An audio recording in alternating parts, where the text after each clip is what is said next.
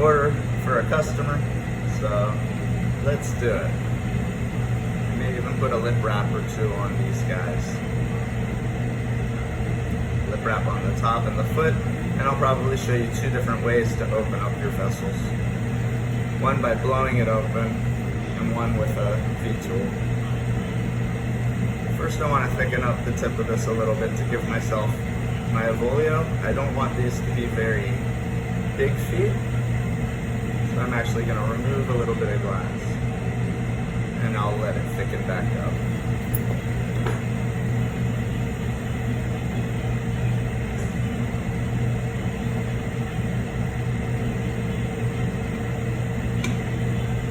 A little puff, and then I'll attach my handle. This is a piece of 7mm.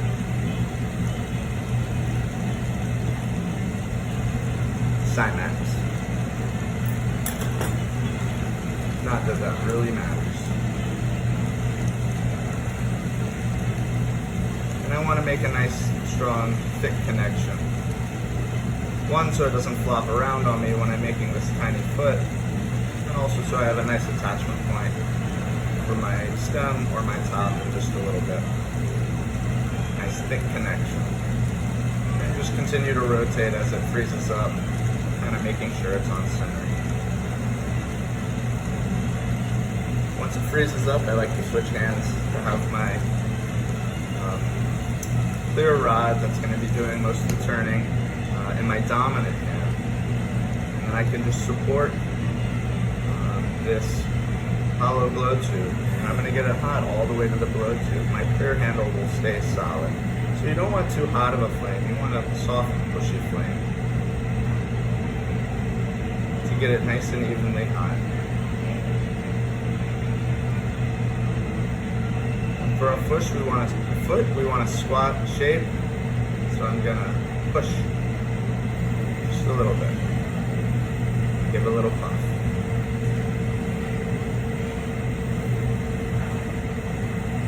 Push.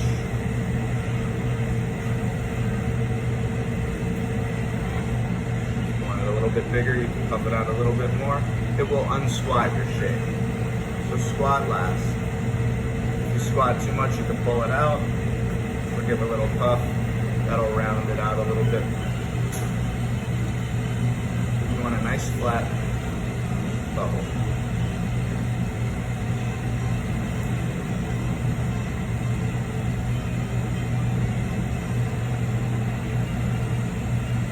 To blow these open, you heat a little narrow area right above where you want the bubble to open, and you blow and hold.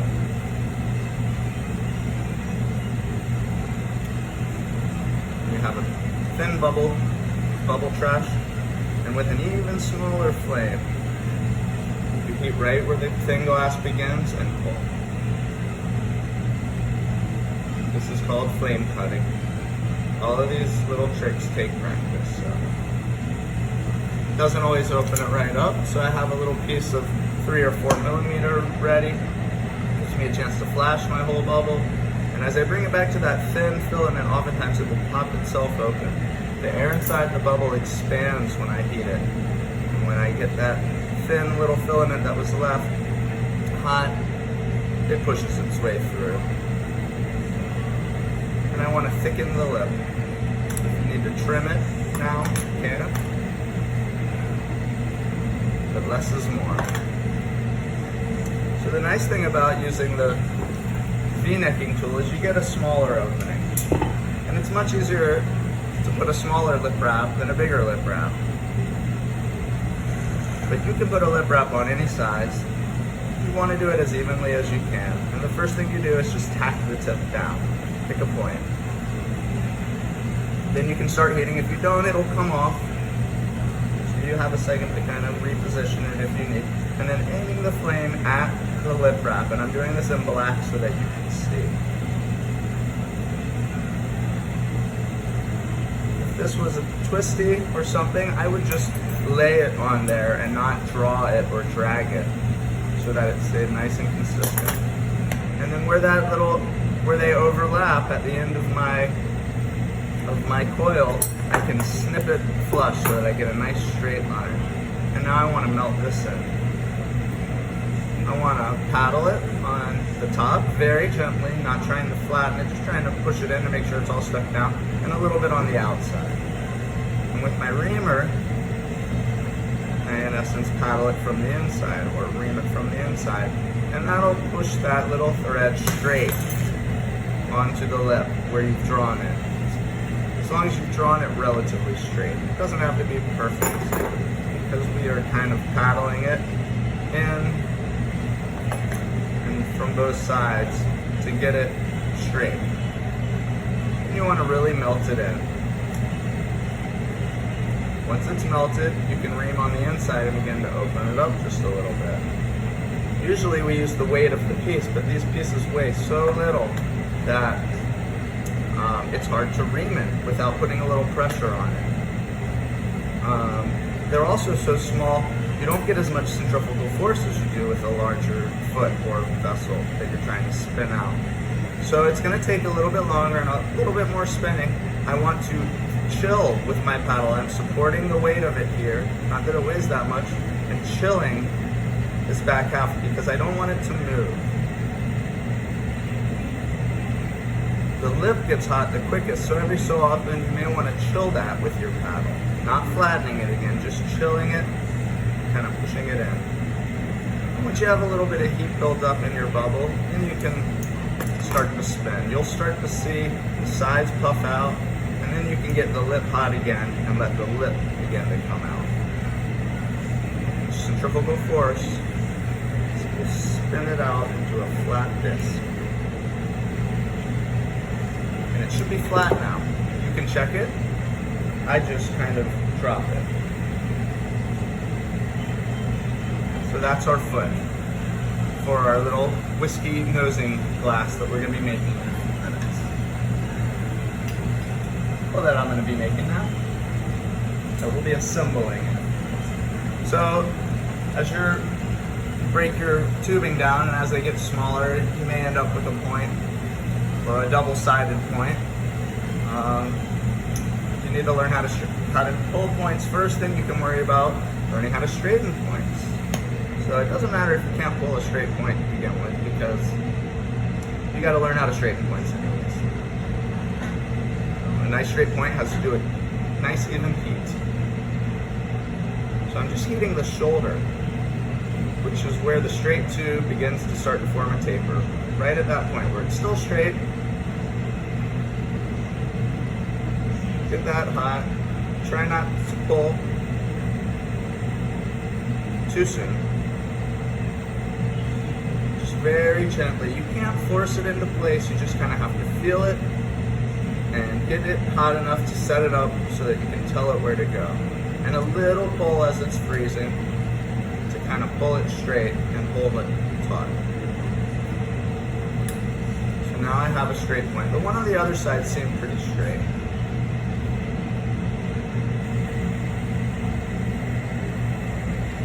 And I only want half of this bubble. So I'm going to remove some and let it cool down.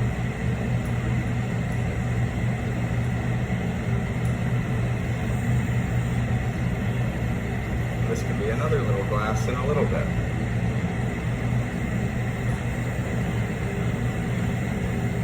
I feel like I've been making a lot of barware during this quarantine. Wonder what people are doing. Having a drink, I guess. So this too, thicken up the tip so we have a nice attachment point. Kind of like a test tube shape.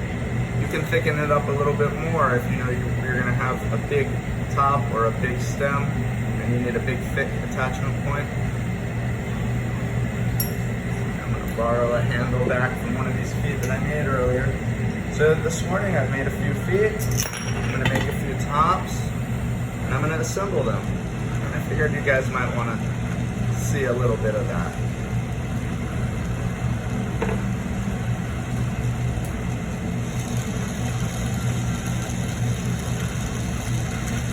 Attach your handle. You want to push in a little bit to kind of thicken it up to give yourself a little bit larger of an attachment point for later. Sometimes you want things to be more flush or more low profile. You can always remove glass. But it is kind of a structural point, the point that holds the top onto the stem and the foot. So you do want it to be strong. You want it to withstand a cheers. At the very least, if not a fall.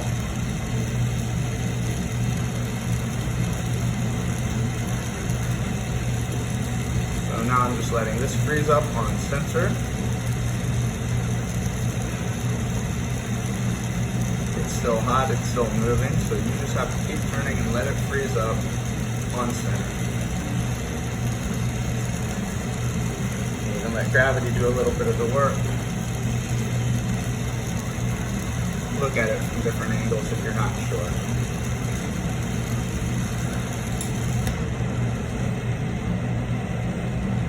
Bigger, soft, bushy flame for a bigger piece of tubing. It'll heat it up, but nice and slowly and evenly, and it envelops the piece nicely. It is sort of a reducing flame. It doesn't really matter with the clear glass. There are ways to get a similar heat without it being a reducing flame. And now that's pretty much just this torch, the Carlisle. Other torches have different characteristics, and it may not be a reducing flame.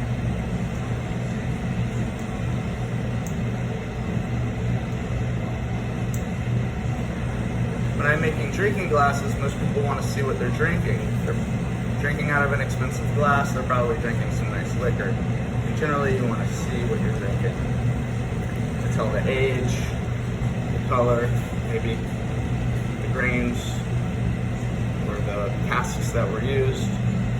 You know, you want to use all your senses in your drinking experience, from seeing and smelling to hearing, which is why we cheers. So if you push while you blow, you'll get a swap bubble. And if you blow, it'll be a round bubble, it'll round out.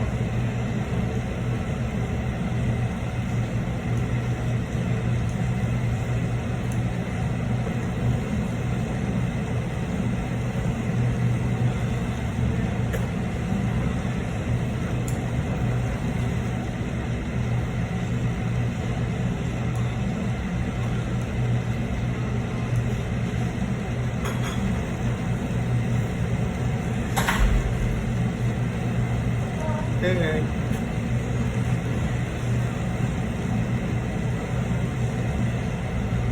Great, so now I'm going to put this hand that I'm going to keep solid in my more dominant hand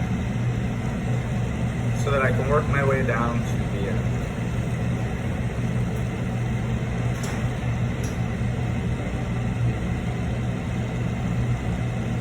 My way to the lip.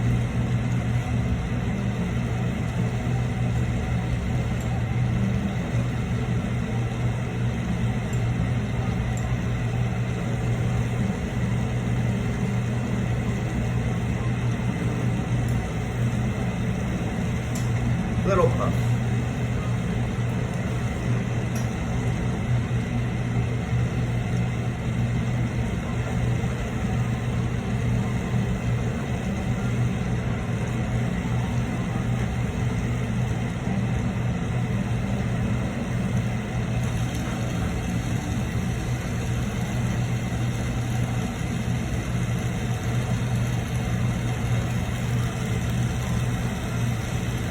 You want to carve in very gently at first just to define your line. And you can carve in a little bit harder as it freezes up, not so hard that you close your hole though. Some people wax this tool. So keep it from squeaking and rusting and cutting into your glass.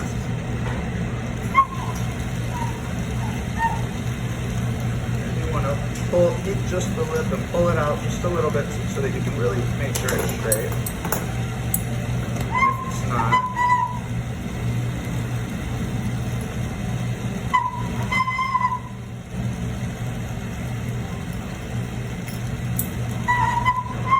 give a little trim.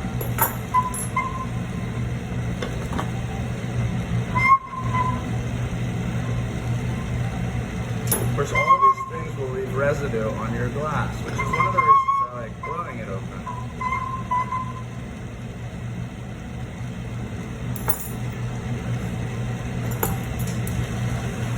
Find a nice straight section of your strainer.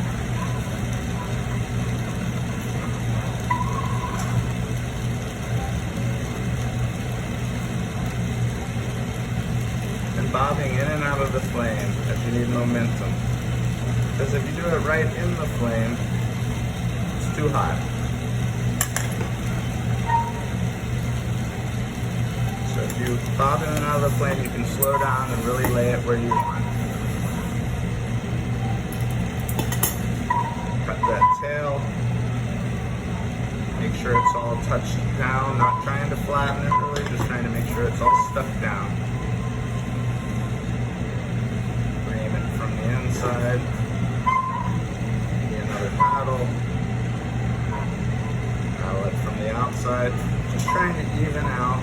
Another paddle. The lip wrap. Do that once or twice to make sure it's stuck down nice and even. Then we can melt it in nice and even.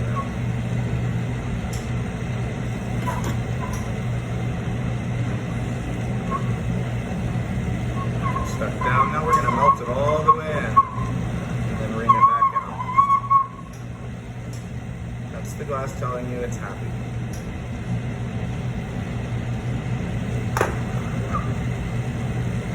Or air blowing over the lip of it like a Coke bottle. Whichever you prefer. So you want to be careful not to bring the lip out before the side. So that we want to establish a heat so that there's a gradient so that the lip opens last. The lip heats up quickest, so it's easy to heat that. A stiff color like black actually helps a little bit. Because if anything, you'll have a tendency for the lip to get too hot and to come out too soon.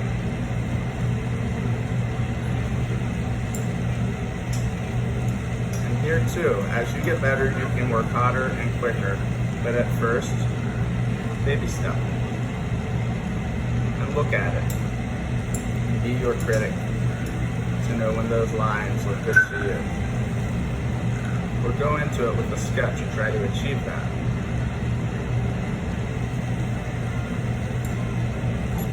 Or have a sample next to you that you like, that you are happy with. Try to replicate it. So just as much as the paddle is used for shaping and moving, it's also used for chilling.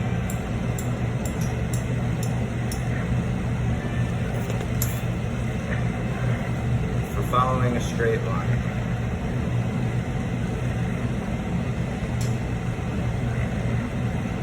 This glass looks like it has an ever so slight flare.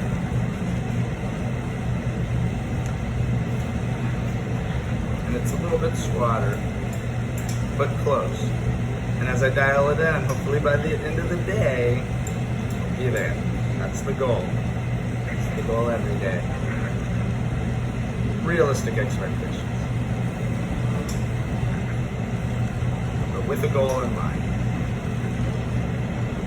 Okay, don't spend too much time on it. You'll leave more tool marks and probably do more damage than good if you're having issues. There's our top. So I like to build my goblet from the bottom up.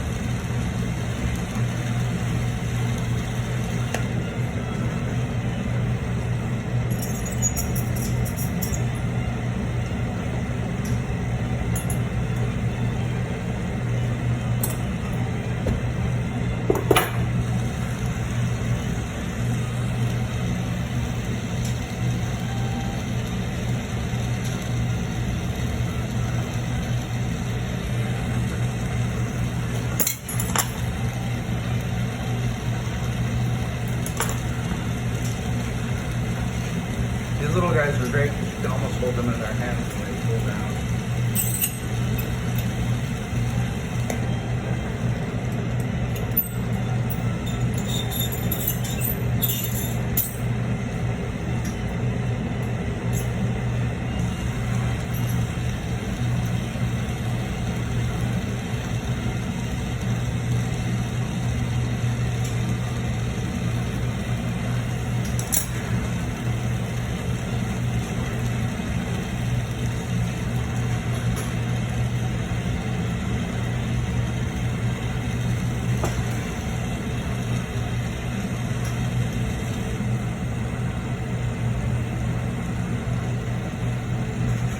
a stemless. Well, it'll have a short straight stem.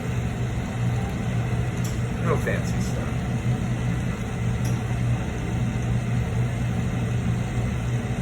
Many ways to assemble these.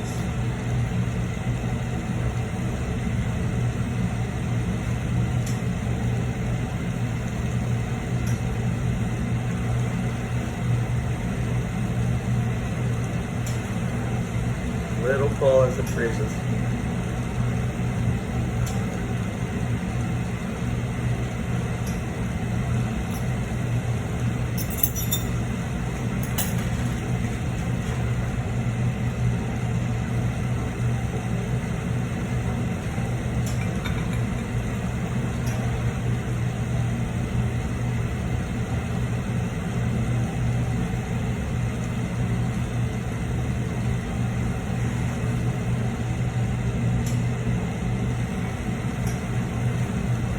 I usually like to wait until the top's cool so that I can grab them, but for this demo I just wanted to show you guys.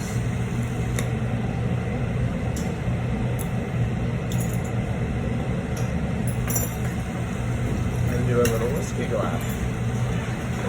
And you want to turn it to make sure it's straight, because it's not always. You get any devitrification out.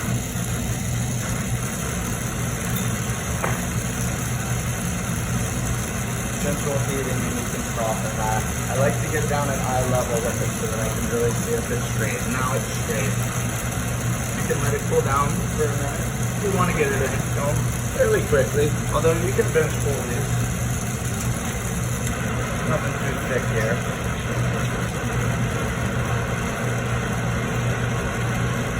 Double check it for any wrinkles or devitrification. If there is, you just get it with a sharp blade. There we go. That's our little nosing glass. Alright guys, got it set ready for the next one. Enjoy.